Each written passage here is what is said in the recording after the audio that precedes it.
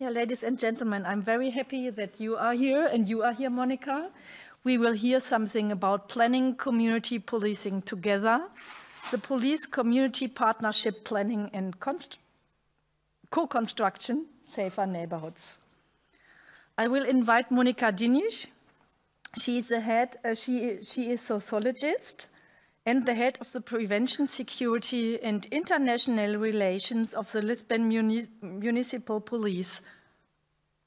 She is master in sociology and planning, with research in police practice and citizenship at the local level that has been developing her work in the area of police-citizens cooperation, with a main focus on the implementation of bottom-up collective approaches for crime prevention and community policing projects. She starts in international cooperation projects through urban design and planning and intercultural approaches on security and safety issues.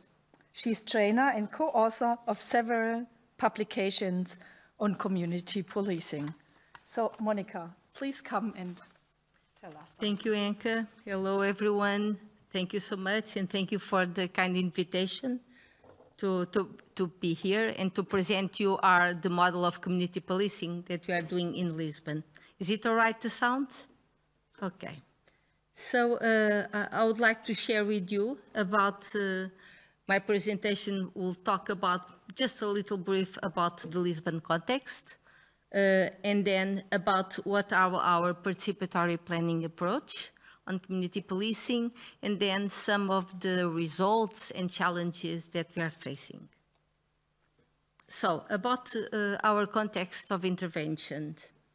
In Portugal, we have, we can separate it from the security forces that work on crime and the municipal policies, which are administrative policies that do not have competencies on crime, although have on crime prevention, but not on crime. And that's where and I came from the Lisbon Municipal Police, so it's, we work on prevention. And just to share with you that we have a civilian staff, like myself, sociology, and other colleagues from social sciences. And we have also the police officers, they came from the National Police. So in the photos, the two police officers in green from the Municipal Police and in blue from the National Police. When the police officers go to the Municipal Police, they do not work on crime, but as administrative and preventive police. In this case, this model of policing that we have takes into account to work on how to improve the public space in order to make it less vulnerable to crime and to crime opportunities. And because the municipal police, it's a municipality service, this makes us to cooperate with our urban planners and with our services that have specific competencies on public space. And also our goal is to take into account when we work with vulnerable, mostly vulnerable groups in order to make them more capable and to be also less vulnerable to crime opportunities. So this is the context and the model in which we have this community policing. And it's not all over the city.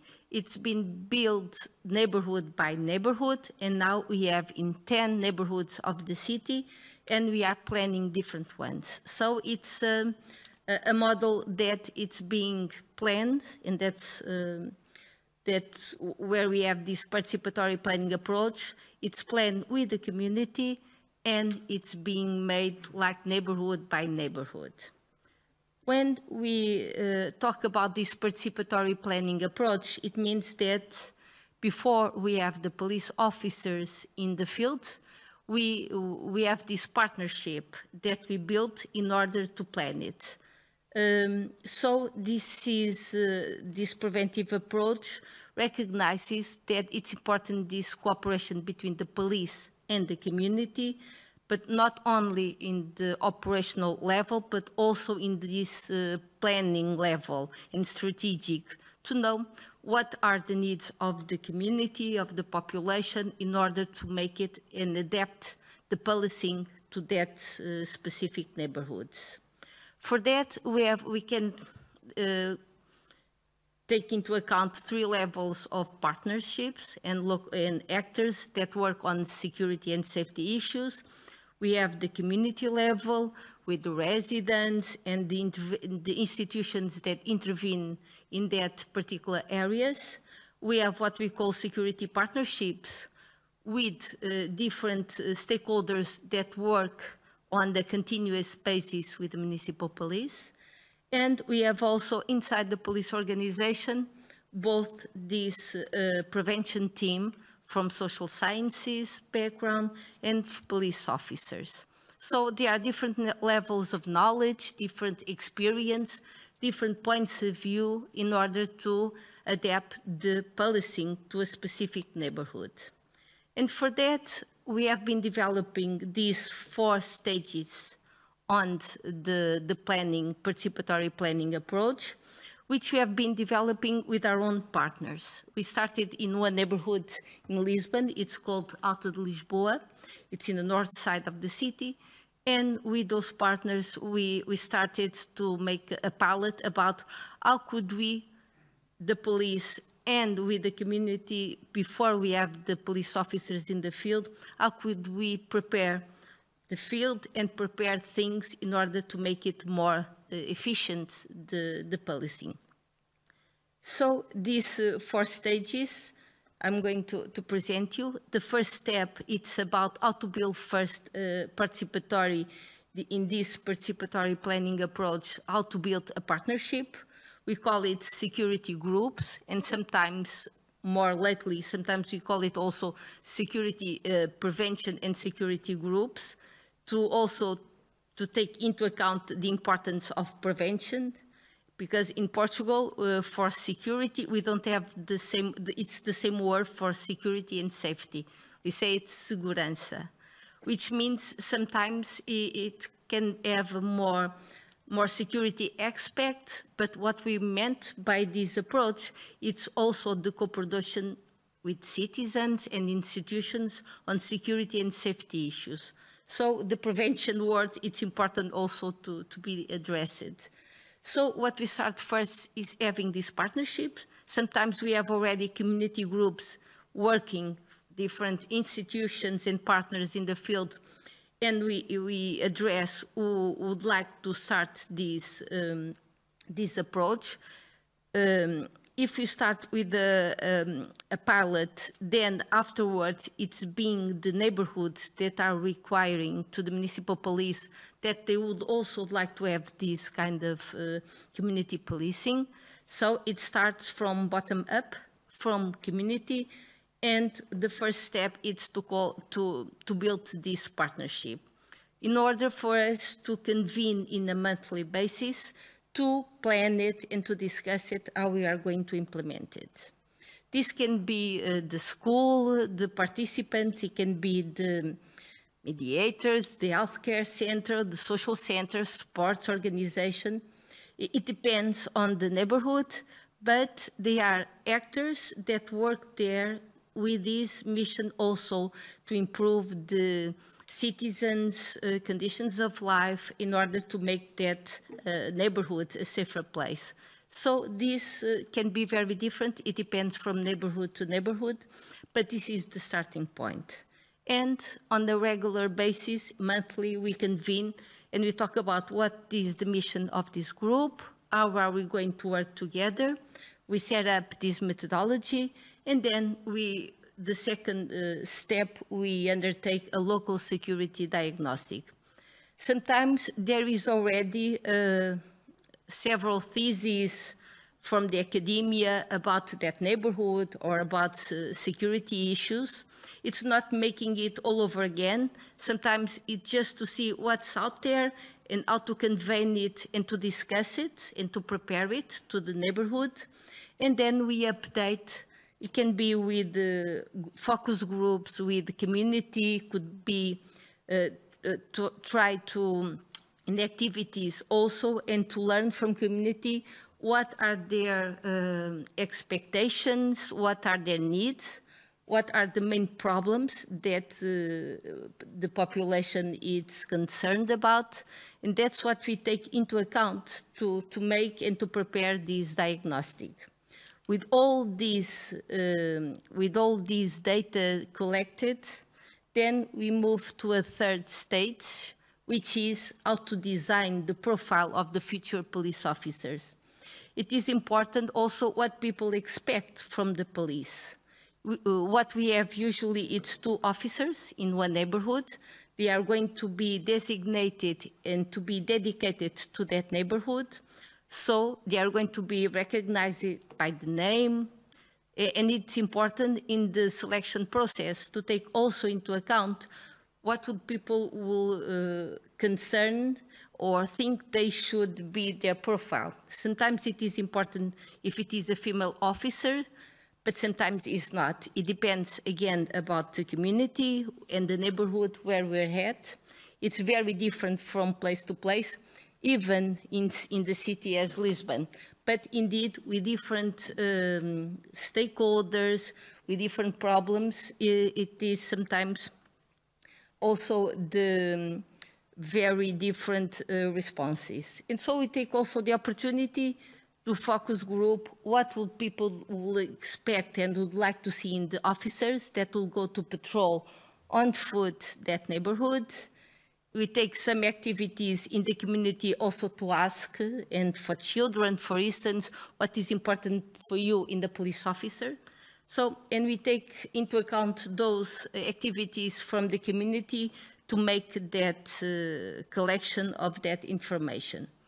We take several into account. This is some examples that we categorize, but it's important what that, and in the process of sharing what is important for them on this model of policing, it helps for us inside the municipal police to take into account who are we going to select. And that's the other step, the fourth step, which is the selection and training of those officers. So when we have the diagnostic, the local security diagnostic made, that's what we're going to take into account in the training. What we have learned about that neighborhood, we are going to share with these new officers. It's one of the part of the training. What the community share about the profile, that's what we're going to take into account in the criteria to select the officers. So, and we try to match as close as possible those features that were highlighted by the population to the selection process. So what we have, it's taking into account the profile. It is open. So the officers to do the community policing, it is important that they are willing to work on this model that requires communication and dialogue with citizens. So they should not be appointed, but they should volunteer to work on this, and then they are going to be selected. But we take, and we have learned this in the beginning, we had some of the officers, but as we have learning from neighborhood to neighborhood and in time, it is important to also involve other police actors from the organization, especially decision makers, other peers. That is important to understand what this preventive model of policing they are going to do. And so for that, it's very important also that the whole police organization understands this preventive approach. So it's not only the officers, it's also other colleagues from the police, but as trainees are also our partners that are important also to take what we call, this is a 30-hour training, and to take part of that. It's a time also to learn about not the police officers that were selected, they're going to learn about what was discussed in the diagnostic, but it is also important so that they're starting to know which are the partners from that neighborhood. And 30 hours, it's indeed a very good time to make it possible to, when they start the patrol, to have already a set of contacts, of stakeholders, of partners that they can network and to be able to address the security issues that they will find. So after this selection and training, that's when the officers go to the field. They start, and they start to patrol, and then these two officers start to be a part of the security group and start to take also part of those monthly meetings of the security group. Now, it's not for the planning phase, because they are already there, but it's also to involve them and to start together, police and partners, to think about what are the problems, how are we going to address them, and also to evaluate it over time, because this is continuous meetings. They are going to be to cooperate on a daily basis because they are dedicated to those neighborhoods. So it's mainly, we can say that they do after the planning phase, they do the foot patrolling. Then they can, on their walks, identify some of the public space problems. Other problems, they might be also referred by the partners or by the citizens that they encounter in the street. Also, one of the key aspects of this model is the awareness raising actions to be able to give for the population recommendations on how to be more safe, taking into account that specific place and what could be the main recommendations. And again, as I was saying, the participation of the officers in the monthly meetings with the security group. So for you to have this notion about this community policing, that it's based on this participatory approach. What have we learned from here? We are now over 10 years that we have of this model. We started in 2009 in Alta de Lisboa, and since then we have going from neighborhood to neighborhood because it's going to implement it. We can share it, and these are the results from one of our international projects that we participate. And these projects give us the possibility to make some research and sometimes to stop a little and to think about what are we achieving with this model of policing or with others. And in our case, it was very important to have this research time, because what was happening was that on our model, because it really went well, taking into account this participatory planning approach, we had the community involved and this ownership from the community, because they were there even before the officers, which was a very good way to maintain the partnership over time. But what we had the opportunity to analyze was that the officers, after some times, they were starting to be diverted to other tasks on policing, which would be it's a problem, because this is a model that when they are in the community, that's when we have the trust building relationship, because the population knows them and they can organize all these activities and meetings. But when they start to be diverted to other police tasks, mainly because sometimes there is a need of human resources, and this is one of the groups that are asked to do those police tasks. This brings a problem to the community policing, and that's what we try to analyze. And we understood through, and we asked for senior police officers, but if they are important to be that, why are they, and what in the beginning we thought it was something about, okay, probably prevention is not so valued, and it's more required from the senior officers some more responses to the daily aspects of the city that requires the attention of the police. But what we have learned is that because these officers, they work so much with, for instance, with social workers, with all different actors of the community, they develop a set of skills that make that communication and more effective in terms, for instance, of not the resolution of problems to don't end up in conflict situations, for instance. So these officers were starting to be selected to do some kind of other police activities in other neighborhoods because they have developed these skills. So it was not about how to value, if it's not because it wasn't valued, but indeed they were also an asset to other police activities. But we try to see, so how can we take into account that for senior police officers that it is important to keep them in the neighborhood. Otherwise, that relationship closer with the population would be lost. So this research makes us also to think about, just as we have done with community and have this participatory planning with community, it is also, and that's what we have learned, important to have this planning also inside the police organization. We have done it more in the training phase, but we have learned, because in the beginning we don't have the senior officers, because when we started, it was like a pilot experience. But over time, it is important also to incorporate those experiences.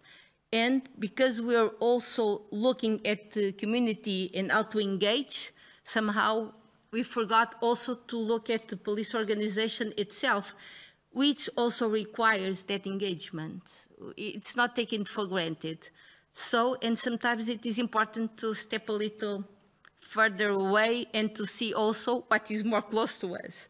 So this is something that we have learned, and we try to change, especially also to involve in the planning, to have more activities inside the police and involve other colleagues also. For instance, now that we have over 10 years of community policing, how the other officers also see about the profile of the police officers. So this is important information, and the research has also helped us to think about it. We have also made an external evaluation with one of the universities of Lisbon, where we try also to assess, because the different neighborhoods in Lisbon, they were asking to have also community policing. So this is not a choice by the municipality or by the municipal police. It's the local governments, and Lisbon has 24 local governments, and they started to ask, but we would like also to have this model. But because we have a problem about the human resources, we have indeed a lack of police officers. This requires that we have to evaluate and think. So if this is a model to continue, it is important to understand its main results. And indeed, the main results that this study provided us was, in fact, that it increases the feelings of safety from the population, because they see the officers, and the people like to see the police officers on foot and to be able to talk with them. So this is very important for the feelings of security. Also, the advantages of having the same officers in the neighborhood allows also for the police organization and for partners to have a better and more real knowledge about what are the problems and how they should be addressed, because they are addressed together with other partners. So the presence and the fact that they are dedicated allows this establishment of this trustful relationship, and gives a better quality of life for the people in the neighborhoods.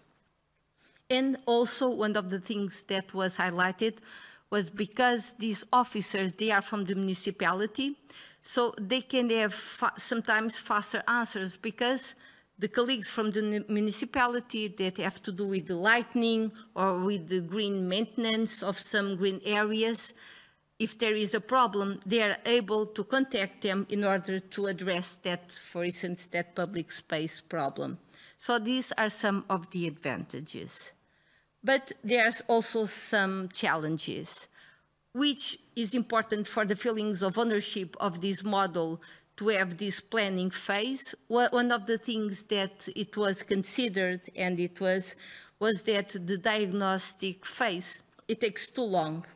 And indeed, people sometimes, they just want to see the 2 police officers there. And when we are talking about 1 year of planning, it takes, for some partners, they feel it as it takes too long. Although what we are building in that time, it's indeed a solid partnership in order for the police officers to work there. But they're not working alone, they're working in networking. So this is an important, but sometimes the time, it's one thing that it's considered which should be faster. Also, it is difficult, and it was one of the problems, it's involving some groups of the community. Not all the community is represented in these security groups.